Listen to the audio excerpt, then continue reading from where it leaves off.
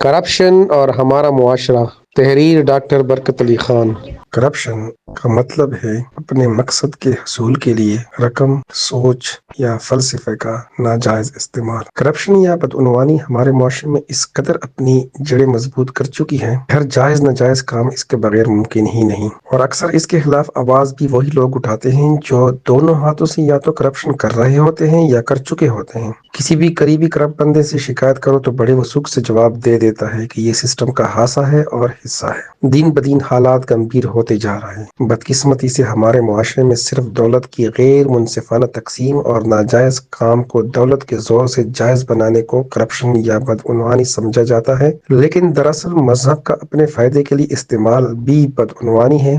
سوچ اور فلسفے کا ناجائز استعمال بھی بدعنوانی، کسی ادارے کے سربراہ کی حیثیت سے ادارے کے مفاد کے مقابلے میں اپنی ذاتی مقاصد کے لیے ادارے کے وسائل کے استعمال بھی بدعنوانی ہے۔ سب سے بڑی بدعنوانی یہ ہے کہ حکمران ریاستی وسائل کو عوام کے مفاد کے خلاف استعمال کرے۔ بدعنوانی ایک معاشرتی اور اخلاقی برائی ہے جو کہ انفرادی اور اجتماعی طور پر معاشرے کو متاثر کرتی ہے۔ کوئی مذہبی شخصیت اگر اسلام کی صحیح تشریح صرف اس لیے نہیں کرتی کہ کہیں عوام میں شعور بیدار ہو تو یہ بدعنوانی کی بدترین مثال ہے۔ رشوت یا تحائف کے لین دین سے حقدار اپنے حق سے محروم ہو جاتا ہے، جس سے معاشرے میں ڈپریشن اور بے چینی بڑھ جاتی ہے۔ اقرب پروری بھی بدعنوانی کی ایک قسم ہے کہ جس میں بھرتی اور ترقی میرٹ پر کرنے کی بجائے رشتہ داروں کو نوازا جاتا ہے۔ بدعنوانی کا سب سے بڑا نقصان یہ ہے کہ عوام کا اداروں سے اعتماد اٹھ جاتا ہے۔ رشوت یا مالی بدعنوانی کی وجہ سے آپس میں عزت ختم ہو جاتی ہے اور تمام تر اہمیت پیسے کو دی جاتی ہے۔ ایک دفعہ مجھے کسی کام کے سلسلے میں ایک دفتر جانے کا اتفاق ہوا۔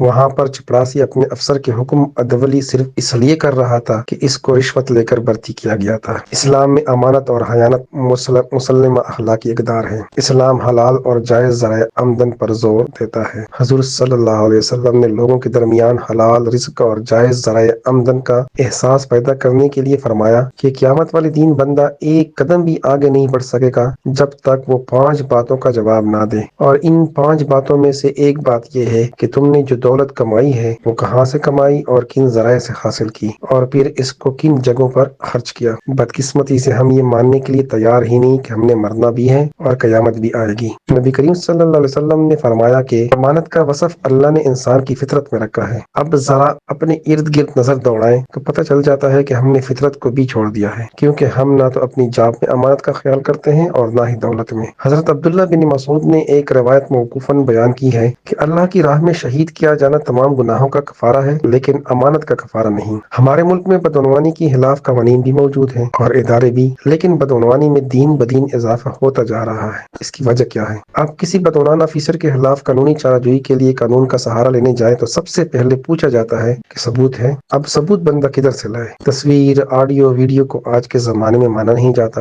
اور جو رشوت لینے دینے میں ملوث ہوتے ہیں وہ ثبوت چھوڑتے نہیں۔ اب جب ادارے ناکام ہو رہے ہیں تو کوئی تدبیر تو کرنی ہوگی۔ ذہن سازی ایک کارگر گر ثابت ہو سکتا ہے۔ نبی کریم صلی اللہ علیہ وسلم نے فرمایا کہ اگر کسی سے ساری دنیا کی چیزیں چھین جائیں اور اس کے پاس امانت کا وصف باقی رہ جائے تو اسے کسی چیز کا تعصف نہیں۔ آپ نے فرمایا مومن میں ہر بری عادت ہو سکتی ہے لیکن خیانت اور جھوٹ اس میں نہیں آ سکتا۔ ایک تحریک کی ضرورت ہے کرپشن کے خلاف کہ جس میں انفرادی طور پر ہر شہری کو یہ احساس سکھایا جائے کہ مالی، اخلاقی اور مذہبی بدعنوانی معاشرے کے لیے زہر ہے۔